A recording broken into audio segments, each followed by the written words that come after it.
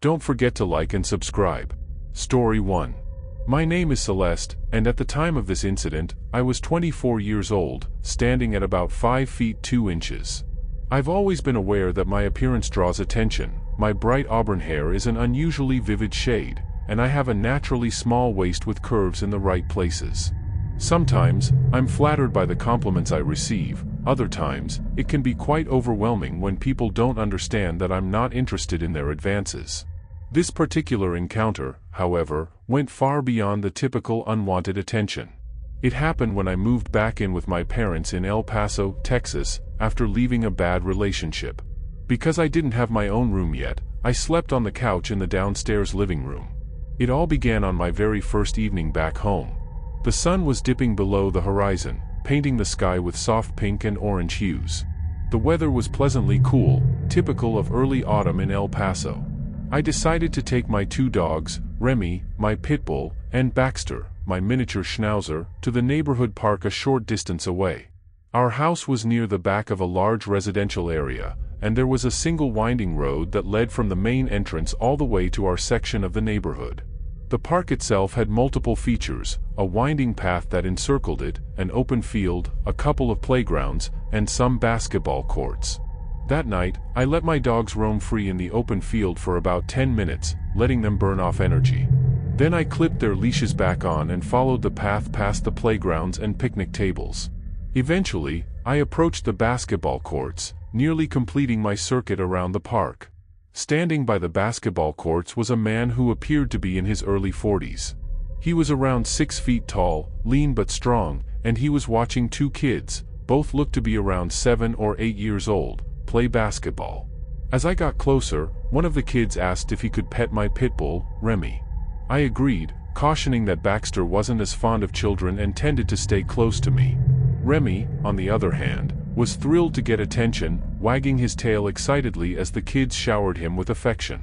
During this time, the man struck up a conversation. It was the usual small talk, how the evening was going, how the weather felt, that sort of thing. He asked if I lived nearby, and I gestured in the direction of my parents' home, saying, "Yes, just up the road." He smiled and mentioned he lived just down there, pointing in the same general direction. One of the kids blurted out, "We're not that close, Dad."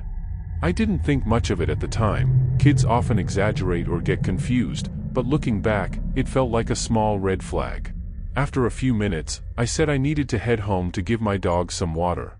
The older boy had already gone back to his game, but the younger child, who seemed to be this man's son, continued to stand with us. The man offered to walk with me, claiming he was headed in that direction anyway. I didn't love the idea, but it's hard to say no to a neighbor in a suburban environment without sounding rude. We walked through the basketball courts and onto the sidewalk that led toward my street. During this brief walk, the man started asking more probing questions. "So, do you live here with your husband? Who else is in the house with you? What do your parents do for work? Are they gone during the day?" I tried to keep my answers polite yet vague. I mentioned I had recently left a relationship and was staying with my parents temporarily, sleeping on the couch until I got back on my feet. I also casually dropped that my dad worked from home most of the time, hoping it would discourage any weird ideas. The man seemed to take it all in, nodding and responding with polite interest, but his persistent questioning made me uneasy. When we reached the edge of my parents' property, I stopped and explained that my miniature schnauzer, Baxter, could get territorial on our property and might snap if a stranger got too close. The man seemed to understand and backed off, saying, "Have a good night." I watched him walk away before stepping into the yard. I locked the front door behind me, relieved to be inside. As I bent down to check the dog's water bowls, my schnauzer suddenly let out a low growl. It was unusual for him to do that unless there was a real threat. Curious, I peeked through the blinds and saw that the man and the kid were actually walking back toward the park. Oddly, there was only one car in the parking lot, and besides a very young boy still shooting hoops, there was no one else around. It seemed strange for him to claim he lived down the road, but then return to the park. However, there wasn't much I could do, so I shrugged it off and tried to move on with my evening. The next night, I was waiting for a grooming client to arrive. I run a small grooming business from home. The doorbell rang about 40 minutes before my appointment. Assuming my client was early, I opened the door, only to find that it was the same man from the basketball courts. He was standing there, looking excited, asking me to come to the park with him. He specifically requested I leave my dogs at home this time. I told him I had a client coming any minute, so I couldn't go. He left looking disappointed. On the following evening, at around the same time, the doorbell rang again. It was dark outside, and I hadn't turned on the porch light. When I flipped it on, there he was once more, again insisting I leave my dogs behind and join him at the park. I told him I had work, that my schedule was unpredictable, and politely declined. He asked when I might be free. I mumbled something about never knowing when I'd get a last-minute appointment. He walked away, seemingly disheartened. By the third night in a row, I decided not to answer the door at all. He rang the bell a few times, but I stayed quiet in the kitchen, letting my dogs bark until he gave up. My dad, who was upstairs, didn't pay much attention. I just told him it was someone I wasn't interested in talking to. He shrugged and went about his evening. On the fifth night since I first met this man, I assumed he had finally given up, as the doorbell didn't ring. I went to sleep on the couch around midnight. Sometime later, I jolted awake, though I wasn't sure what had disturbed me. The only light in the living room came from a small blue LED on a computer near the TV. My pit bull, Remy, was standing rigid, staring at something behind me near the kitchen doorway. He let out a deep, threatening growl. Alarmed, I turned around and saw a figure, a tall, muscular man, standing in the shadows. My heart slammed against my chest. Instantly, Remy lunged at him. The man spun around and bolted toward the sliding glass door leading to the backyard. In a panic, I reached for my handgun on the coffee table, fumbling in the dark as every object looked like a black shape. When I finally gripped it, I sprinted into the kitchen. I found the doggy door insert completely torn from the sliding glass door, which was barely open. The intruder must have forced his way through, breaking the insert. My dogs were already in the backyard, barking furiously. I raced after them, terrified that the intruder might harm them or that they might run off if the gate was open. Thankfully, the gate was still locked. I realized the man must have leaped over the fence and disappeared. Remy was by the gate, hackles raised, scanning the darkness, while Baxter paced along the wall. I brought my dogs inside, removed the broken doggy door, and locked the sliding glass door. In my shock, I didn't call the police, which I now deeply regret. I convinced myself that I had little to report aside from a vague description. Yet, in hindsight, it's always better to make a report. Police can sometimes connect the dots between incidents, and it might protect someone else in the future. I never saw that man again.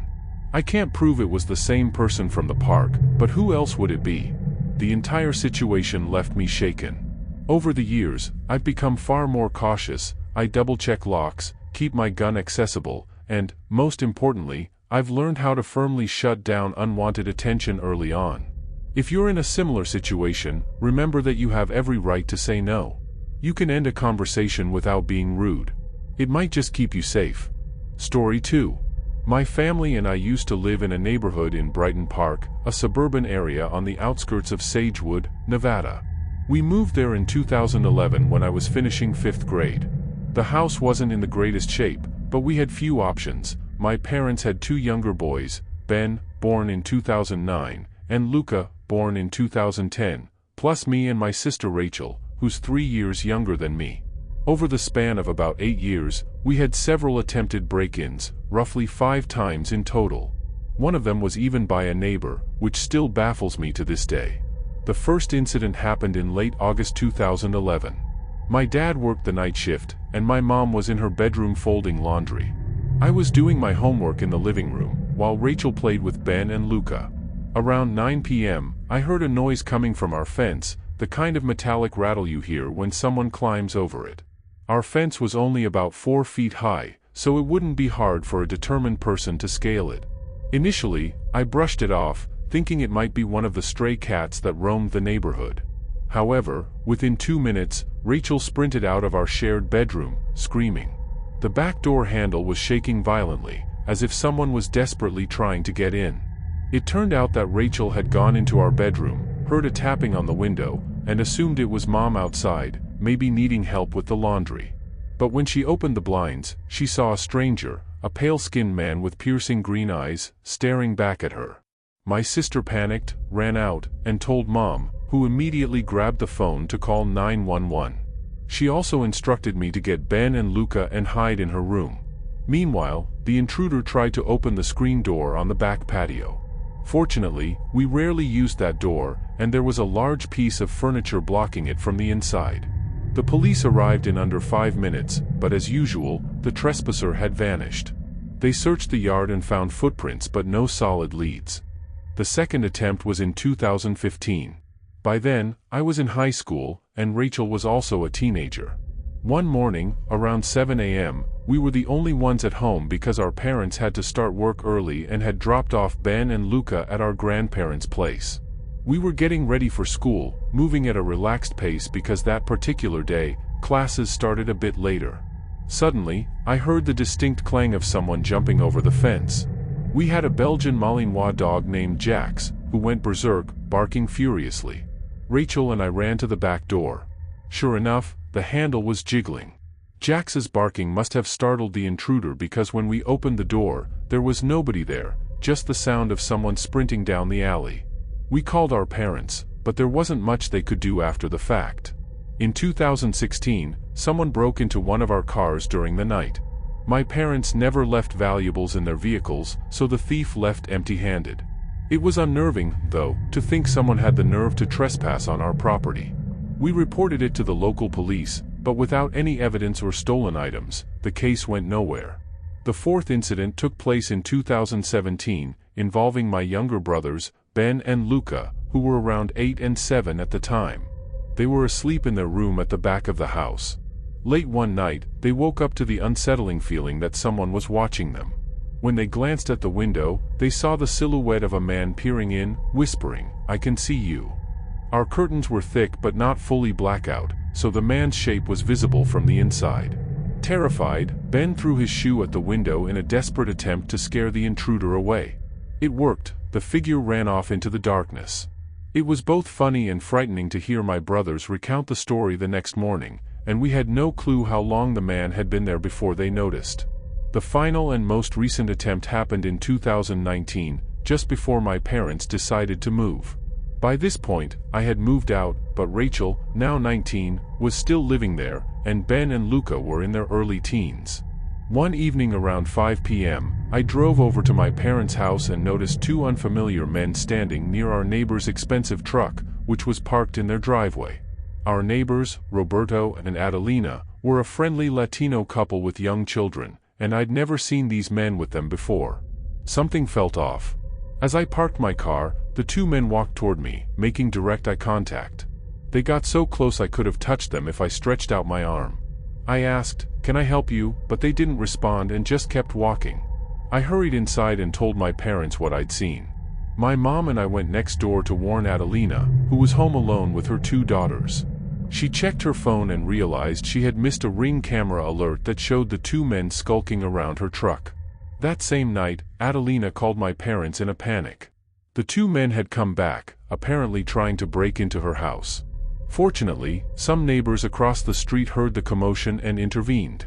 One man fled, but the other was caught and held down until the police arrived. It turned out they were targeting houses and vehicles for quick theft, hoping to sell items to support their drug habit. After this incident, my parents had enough. The neighborhood had grown more dangerous, and the rent was about to skyrocket. They decided to move to a smaller place in a safer area, leaving behind nearly a decade of unnerving break-ins and close calls. Story 3. I'm Damien, 16 years old, and I live in a rural area on the outskirts of Brookhaven, Oregon. Last year, I was in a terrible accident that almost ended my life. Since then, I sometimes experience random chest pains, difficulty breathing, and episodes where my arms or legs shake uncontrollably. I'm generally cautious by nature and rarely trust strangers. Our property is large, with dense bushes and tall trees, giving it a somewhat secluded feel. One late night, it was around 1:30 a.m., I was watching a movie on the living room couch while my parents slept. My older sister, Nicole, was out of town. Suddenly, the motion sensor floodlight outside flicked on, illuminating the gaps in the window blinds. I heard the back door rattle slightly, and my first thought was that Nicole had come home early. But nobody came in. 20 minutes later, Nicole actually arrived, so I asked her why she'd been outside so long. She looked confused and said she'd just gotten home. Figuring the wind or stormy weather caused the noise, I let it go. The next night, at around 1:15 a.m., I was in the kitchen making a late snack. The garage is connected to our kitchen, and that's where my dog and cat usually sleep. My dog suddenly went berserk, barking as if facing a real threat. I assumed he was fighting with the cat, but he kept barking nonstop. Worried, I grabbed a kitchen knife, our firearms were locked in the garage, and headed toward the garage door. Suddenly, my dog stopped barking altogether. I pressed my ear to the door, but everything was silent. Feeling a surge of anxiety, I decided to head to bed, telling myself I was overreacting. My parents brushed it off the next day, saying I was probably spooked by normal night noises. The following night, at about 1:46 a.m., I was on high alert. I had a knife ready, half expecting my dog to bark again. Sure enough, he started barking furiously, more intense than ever. I rushed to the garage door and heard definite noises inside, like someone moving around. Heart pounding, I flung the door open, but no one was there. Confused and frightened, I shut the door, deciding to talk to my mom. She was skeptical, reminding me I had a tendency to worry too much, especially since my accident. Not long after, I heard a distinct whistle coming from one of the windows in the living room.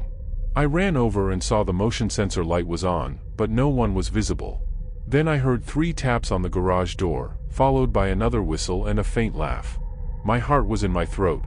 I hurried to grab our shotgun, only to discover the ammo was gone, along with the bullets for our other firearms. Whoever this was, they had found a way into our storage and stolen the ammunition. Terrified, I heard taps and whistles at every window in the house, kitchen, living room, game room, garage, accompanied by bursts of eerie laughter. It felt like I was in some horror movie. Determined, I raced outside, convinced I had to confront this person. At first, I saw no one, just muddy footprints on the patio. Then I glanced upward and nearly dropped my weapon. A tall, slender figure in a hoodie was perched on the roof, staring down at me. I tried to raise the gun, but my chest seized up due to my health condition, and I collapsed onto the cold ground. My body trembled uncontrollably, and I struggled to breathe. The figure leaped down from the roof, landing mere feet away. I thought I was about to die. He leaned in close to my ear and let out a slow, haunting whistle, followed by a soft laugh. Then he turned and walked toward our pool area. After several agonizing minutes, I managed to steady my breathing enough to stand. Using the shotgun as support, I limped around, expecting the intruder to be gone. That's when my mom, who had finally realized something was very wrong, came downstairs. We looked outside the window and saw a head poking out from our pool, as if the man was just lurking there. We immediately called the police. When the officers arrived, they found the missing ammo stashed in our shed. Muddy footprints were everywhere, and the words OHNO were carved into one of the wooden walls. Even more unsettling, the intruder had moved a heavy metal plate in the garage that blocked a hole to the outside, indicating he'd likely been inside more than once. Although the police searched the property thoroughly, the man was gone. I don't know who he was or why he targeted our home, but the entire experience shook me to my core. If he ever returns, I'm prepared, and this time, I won't hesitate to defend myself. My only hope is that no one else has to endure the terror of his whistling, laughter, and ominous presence lurking around their home.